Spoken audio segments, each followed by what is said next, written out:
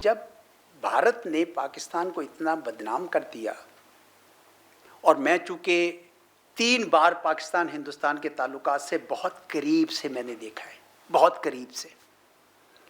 एक बार जब मैं फॉरेन सेक्रेटरी का डायरेक्टर था, एक बार जब मैं डायरेक्टर जनरल साउथ एशिया और फिर एडिशनल सेक्रेटरी, और एक बार जब मैं फॉरेन सेक्रेटरी था। फॉरेन सेक्रेटरी कौन थे जिनके साथ आप डायरेक्टर रहे उस ज़माने में? शमशाद साहब। शमशाद साहब। तो मैंने कहा कि इस मौजू पे हमारी जो बयानिया है उसको बहुत ज़्यादा ज़िक पहुंचाई जा रही है, हमें नुकसान पहुंचाया जा रहा है, हमें कुछ करना है इसके। तो इसमें मैंने पाकिस्तान का बयानिया जो है हिंदुस्तान के पूरा सद दर सद मौक़िफ़ भी बीच में बयान किया है, लेकिन ये बयान किया कि किस तरीके से पाकिस्तान के ऊपर हम लोग अपने ही बयानिए पे जो शक कर रहे हैं ये गलत कर रहे हैं।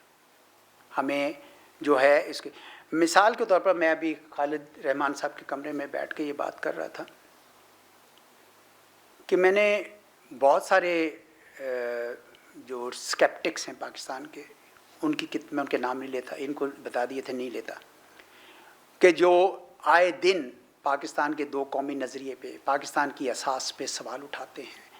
वो कायद-ए-आज़म मोहम्मद अली जिन्ना के किरदार पर सवाल उठाते हैं और ये कहते हैं कि उनको तो पाकिस्तान का कोई वाज़े उनके जहन में वो भी नहीं था, खाका भी नहीं था। मैंने वो सारे जमा किए सवाल, और पहले चैप्टर में मैंने पूरी मुस्लिम एवोल्यूशन ऑफ मुस्लिम नेशनलिज्म को पढ़ा, और बड़े बड़े काबिल हमारे पास ऑथर्स हैं। चौधरी मोहम्मद अली ने एमरजेंस ऑफ पाकिस्तान लिखी है, के अजीज़ ने लिखा है, बहुत सारे उनको मैंने इस्तेमाल करके मैंने ये पाकिस्तान का बताया कि हमारी असास बहुत मजबूत है।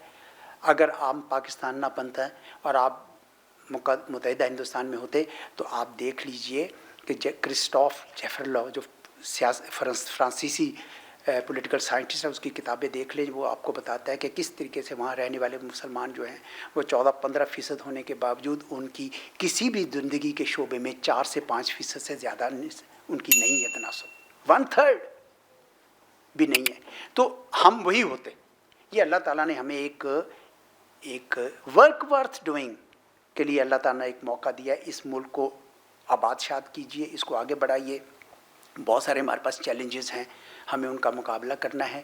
लेकिन तो ये पहला जो इसका मुहर्रक ये साबित हुआ। इसी तरह कश्मीर के ऊपर भी बहुत सारे लोग बहुत सारे सवालात उठाते हैं। मैंने कहा कि उसके ऊपर भी मुकम्मल तहकीक करनी चाहिए। मैंने जो ज़्यादा उसमें इस्तेमाल किए हैं, मैंने ब्रिटिश एलिस्टेयर लैम्ब हैं जो अमेरिकन पॉलिटिकल साइंटिस्ट और ऑथर हैं, स्टेनली वोलपर्ट हैं, MG अकबर हैं हिंदुस्तान के, AG नूरानी हैं, हमारे जो लॉरेंस ज़ीरिंग और SM बर्क हैं, हमारे अपने इकबाल अखुंद हैं। तो वो भी मैंने ये बताया कि किस तरीके से एक मुसलमान अक्सरियती इलाके को एक भयानक साजिश के ज़रिए पाकिस्तान से छीन लिया गया। आज 27 अक्टूबर है, आज ब्लैक डे हम कहते हैं। ब्लैक डे इसलिए कहते हैं कि इस दिन भारत ने अपनी फ़ौजें श्रीनगर में उतार दी थी, और इसके ऊपर बाकायदा मैंने तफसील से लिखा है कि एक दिन पहले 26 अक्टूबर को 100 से ज़्यादा जहाज़ पहले से तैयार रखे होते, मिलिट्री प्लेन्स और सिविल प्लेन्स। ये कैसे हो सकता है कि एकदम से ये किया जाए? नेचुरली इसी तरह कोई इंस्ट्रूमेंट ऑफ एक्सेशन उसने साइन नहीं किया था। तो ये एक बिल्कुल इखलाकी लिहाज से, कानूनी लिहाज से, सियासी लिहाज से ये पाकिस्तान का हिस्सा बनना चाहिए था। मैं तो बल्कि ये कहता हूँ, ये हम लोग कहते हैं सेल्फ डिटर्मिनेशन, मैं ये कहता हूँ कश्मीर बनेगा पाकिस्तान। ये गिलानी साहब मरहूम का भी यही नारा था, मेरा भी यही है, और आज कश्मीर के तमाम अवाम का भी है। तो वो भी बहुत ज़रूरी था कि हम हकीकत जानें, उसकी जो इखलाकी असास है, जो उसकी कानूनी असास है, वो मैंने इसमें लिखी है। जी, जो इंस्ट्रूमेंट ऑफ एक्सेशन है जी, तो इसका कोई वजूद किसी जगह, यानी कोई एविडेंस क्या है? देखिए, इसका कोई वजूद नहीं है। मैं आपको वजह बताता हूँ। जो हरी सिंह थे, हरी सिंह ये चाह रहे थे कि हम आज़ाद रहें, ठीक है। उन्होंने स्टैंड स्टिल एग्रीमेंट कर लिया दोनों मुल्कों के साथ, और ड्रूमिनियंस थी दोनों। माउंटबेटन ने उनसे कहा कि आप फैसला कीजिए। आपको अगर याद हो तो जो 1946 के कैबिनेट मिशन प्लान के तहत कोई भी ये जो उस वक्त 562 रियासतें थी आज़ाद, आप या तो इन दोनों के साथ शामिल हो सकते थे या आज़ाद रह सकते थे, ये प्रोविज़न भी थी, ठीक है। तो बल्कि जो 1947 इंडिपेंडेंस इंडिया एक्ट जो इंडिया ने बनाया, जो 1935 एक्ट का ही एक सेक्शन थी, उसके अंदर भी एक क्लॉज थी कि आप आज़ाद रह सकते हैं। तो महाराजा हरि सिंह का ये ख्याल था कि हम ये काम कर सकते हैं।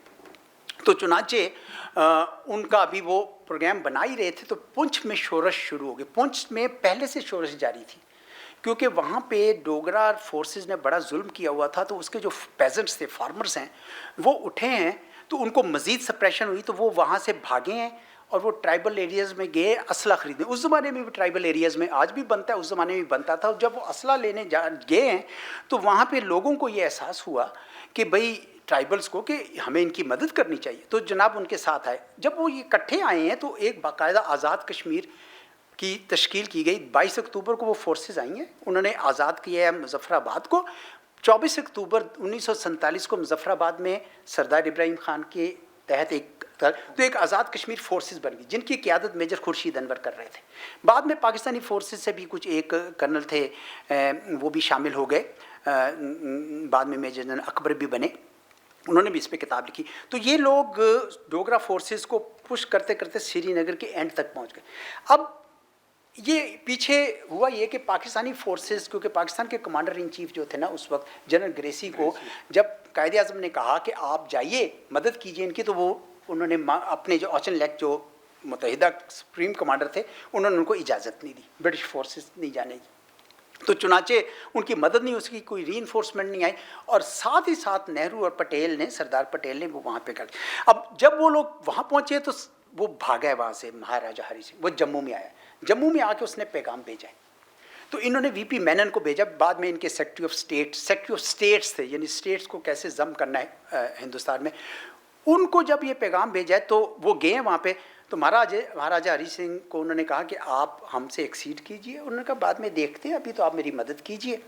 तो उन्होंने कोई साइन नहीं किया उस वक्त, ठीक है। अलेस्टेयर लैम ने बाकायदा उसकी क्रोनोलॉजी लिखी हुई है, hour by hour, day by day. तो वो उसका कोई वजूद नहीं है। अच्छा, उसके दो सबूत हैं कि वजूद नहीं है, दो सबूत उसके अगले दिन 28 अक्टूबर को प्राइम मिनिस्टर एटली को एक वायर मैसेज गया नेहरू की तरफ से कि कश्मीर के लोग जो हैं, महाराजा हरि सिंह हमसे एक्सीड करना चाहता है। ये नहीं कहा कि कर दिया है, ये 28 अक्टूबर है कि करना चाहता है। हम कश्मीरियों को पूरा मौका देंगे। हमारी फोर्सेस सिर्फ लॉ एंड ऑर्डर के लिए गई हैं वहाँ पे। और उन्होंने 30 अक्टूबर को लियाकत अली खान को भी एक टेलीग्राम इसी किस्म का भेजा। तो प्राइम मिनिस्टर एटली ने एक तजवीज़ दी कि माउंटबेटन, मोहम्मद अली जिन्ना और जवाहरलाल नेहरू मिलकर इसका फैसला करें। नेहरू प्रिटेंडेड टू बी इल।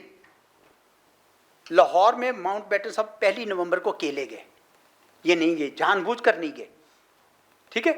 तो नेचुरली वो फैसला उसका, क्योंकि he wanted to buy time कि मेरा कंसोलिडेट हो वहाँ पे, तो कोई इंस्ट्रूमेंट ऑफ एक्सेशन नहीं था। लेकिन जैसे सवाल जहन में ये आता है जी कि इतना सरी झूठ, इसको एग्रेसिवली हमारी तरफ से, मतलब इल्मी बुनियाद पे एलेस्टर लैम ने कर दिया और भी लोगों ने लिख दिया। सवाल ये कि इतना सरी झूठ जो है वो उसी की बुनियाद पे सारा केस आज तक इंडिया का चल रहा है। जी, तो ये सवाल उठाना कि इंडिया उसको प्रेजेंट करे, मुमकिन है उस ज़माने में ये सवाल बार बार उठाया गया हो, लेकिन क्या। एक और सबूत देता हूँ। 1 जनवरी 1948 को माउंटबेटन के कहने पर जवाहरलाल नेहरू साहब अपना मुकदमा अक़वाम मुत्तहिदा में ले गए, ठीक है। जो पिटीशन जमा कराई उसके साथ ऐसी कोई चीज़ नहीं थी, बल्कि ये कहा ही नहीं गया कि एक्सेशन हो चुकी है। आप समझे मेरी बात? बहुत अहम बात है। तो बात ये है कि ये, अब आपका सवाल ये है कि हमने इसके ऊपर काम नहीं किया, इसलिए नहीं किया क्योंकि हम दूसरों की तहकीक पर जिंदा हैं। वैसे बड़ा बुलंद सा एक आइडिया है, मेरा ख्याल है हमारे यूथ जो सोशल मीडिया पे इतनी चीज़ें करना चाहते हैं, करते भी हैं, 27 अक्टूबर को तो ये ट्रेंड बनाना चाहिए इंडिया से कि इंस्ट्रूमेंट ऑफ एक्सेशन की कॉपी दो।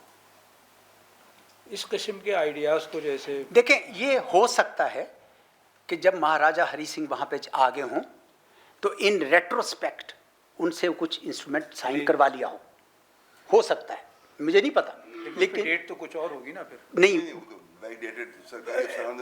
ہاں وہ یہ راز آپ جانتے ہیں۔ یہ ہو سکتا مجھے نہیں پتا، لیکن السٹیئر لیمب یہ کلیم کرتا ہے کہ 26 اکتوبر کو یہ کام نہیں ہوا تھا۔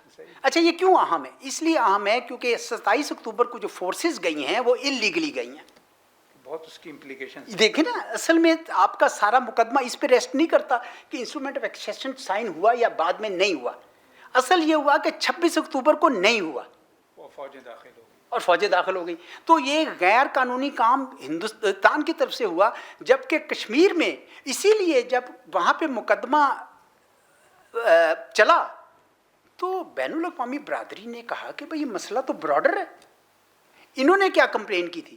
انہوں نے یہ کمپلین یہ کی کہ آپ صرف ایک کام کیجئے کہ یہ جتنے، ان کو وہ ریڈرز کہتے تھے، ان کو ریڈرز کہتے تھے، کہ یہ فریڈم فائٹرز نہیں کہتے تھے، کہ یہ جو ریڈرز ہیں ان کو آپ کنڈیم کریں اور پاکستان کو مورد الزام ٹھہرائیں ایگریشن کا، جارحیت کا۔ یہ تھا ان کی پلی اس کے اندر، ٹھیک ہے جی۔ تو بین الاقوامی برادری نے سوچا کہ بھئی یہ تو ایسا تو نہیں ہے، یہ تو ایک بڑا ایشو ہے کہ اس کو تو، انہوں نے پھر پلیبسٹ کا آئیڈیا دیا۔ انہوں نے کہا کہ آپ کشمیریوں سے ان کا حق رائے دہی ان کو دیجیے، اور اس طرح سیلف ڈٹرمنیشن کا پورا ایک نیریٹو بنا، اور اس میں انہوں نے یہ کہا کہ ٹھیک ہے فورسز دونوں وڈرا کر لیں، اور بھارت کچھ تھوڑی سی فورسز رکھ سکتا ہے جو لا اینڈ آرڈر کے لیے چاہیے تاکہ وہ پلیبسٹ ہو سکے۔ اسی کو استعمال کرتے ہوئے بھارت نے یہ کہا کہ جی پاکستان نے تو فورسز وڈرا کی، اگر پاکستان فرض کیا وڈرا کر لیتا تو کھڑک سے ان کی فورسز آ کے قبضہ کر لیتی، پھر بعد میں دیکھی جائے گی۔ دیکھیں نا، جو سیز فائر لائن بنی تھی 1 جنوری بلکہ 31 دسمبر 1948 میں، یا 1 جنوری 1949 کے اندر کراچی ایگریمنٹ میں اس کو سائن کیا گیا، وہ آج تک تبدیلی ہوئی۔ بعد میں سیز فائر لائن بن گئی LOC 1972 کے شملہ ایگریمنٹ کے بعد، تقریباً مور اور لیس تھوڑا بہت چینجز کے ساتھ، تو وہ لائن تبدیل نہیں ہوئی ہے، کیونکہ جس نے جو قبضہ کر لیا وہ اس کا ہو گیا۔ بین الاقوامی قانون جو ہے وہ اس حد تک ہی ویلڈ ہے جس حد تک کوئی اس کی عزت کرے گا، تو بھارت نے تو سوچا ہم نہیں کریں گے اس کی عزت۔